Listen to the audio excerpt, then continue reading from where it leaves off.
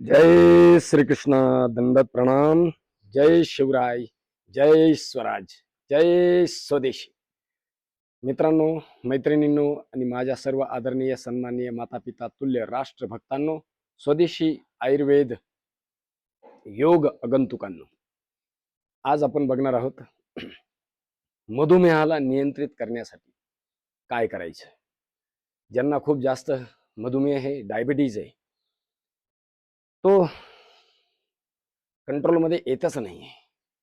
तर दररोज नित्याने सातत्यपूर्वक हा अभ्यास करायचा आहे. बघा, सिद्धासन, सुखासन, वज्रासन, ब्रह्मचर्य आसन, कुठलंही एक आसन, ध्यानस्थ आसन याच्यामध्ये बसा किंवा वज्रासन.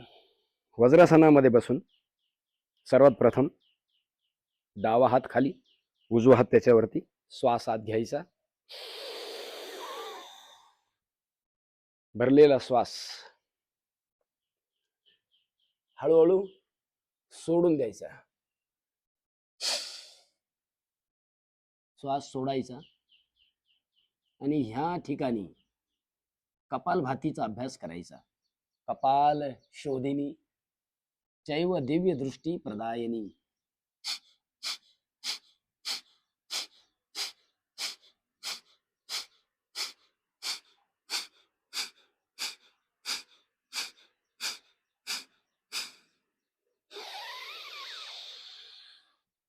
पुन्हा श्वास भरत आले, पुन्हा श्वास सोडून द्यायचा.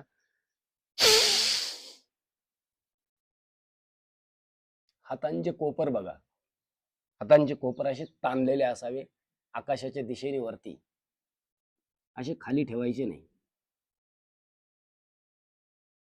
आणि कमरेचा त्रास आहे तो समोर वाकायचं नाही. गुडघ्यांचा त्रास आहे तर हाच अभ्यास पाय लांब करूनही आपण करू शकतो. लक्षात घ्या, फक्त आपण करायचंय किंवा इथं धरायचं, तर त्यावेळेस ते होईल पश्चिमोत्तानासन.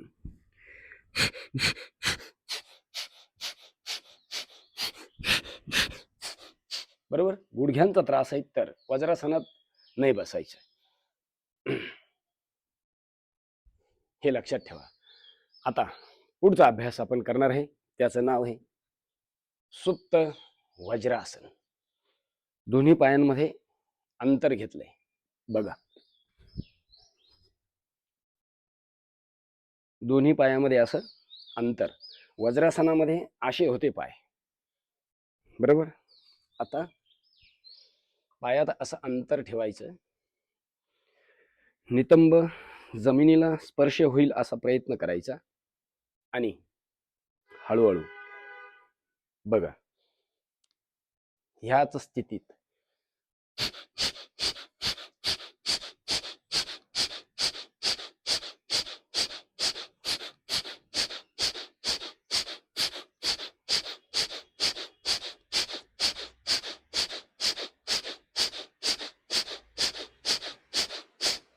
बस असं किती वेळ करा ना.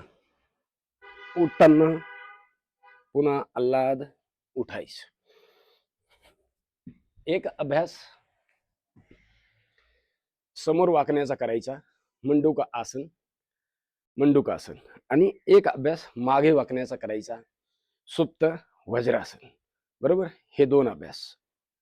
मग एक एक अभ्यास तुम्ही 50-50 वेळा करा. एक पुढे वाकण्याचा 50 वेळा, मागे वाकण्याचा 50 वेळा.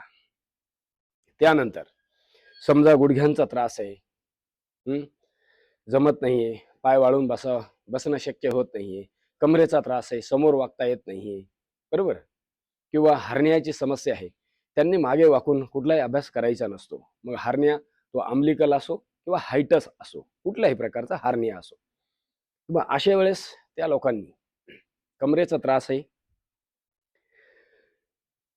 समोरही वागता येत नाही, हर्नियाची समस्या आहे, मागेही वागता येत नाही, काय करायचंय बघा. असं पायात समोरून अंतर घ्यायचं,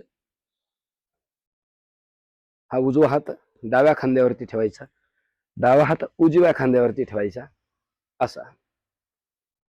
त्याला म्हणता उत्तान मंडूक आसन.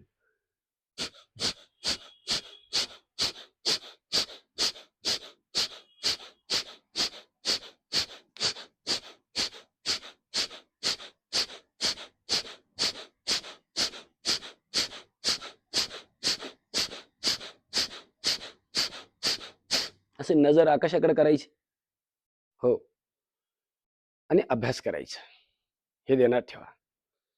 समजा वज्रासनासत बसून करताच येत नाही कुठलाच अभ्यास, बरोबर? तर पाय असे लांब करा,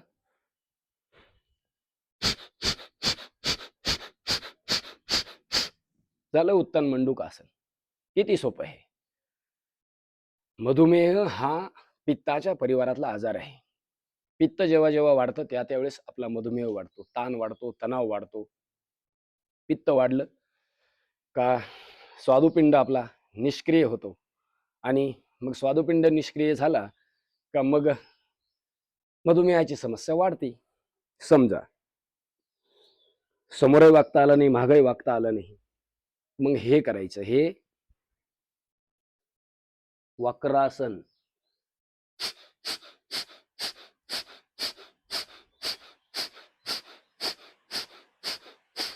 किती सोपं आहे. केल्याने होत आहे रे, आधी केलेच पाहिजे. तुम्ही केलंच नाही, फक्त म्हणणार जमत नाही जमत नाही.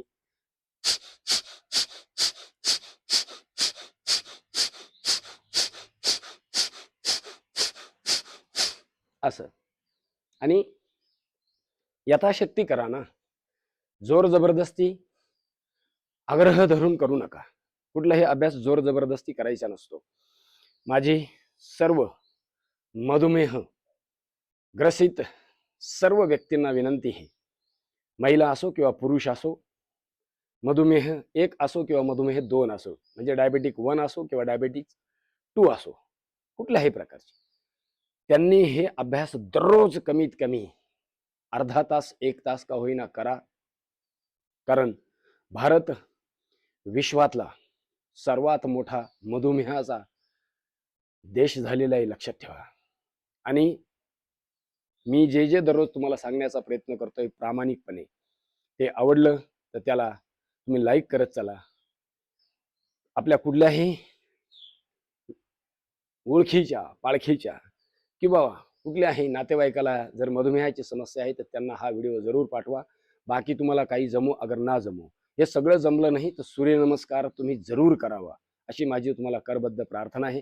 तर आजच्या पुरती ही सेवा तुमच्या सर्वांच्या चरणी समर्पित करतो. जय हिंद, जय भारत, वंदे मातरम.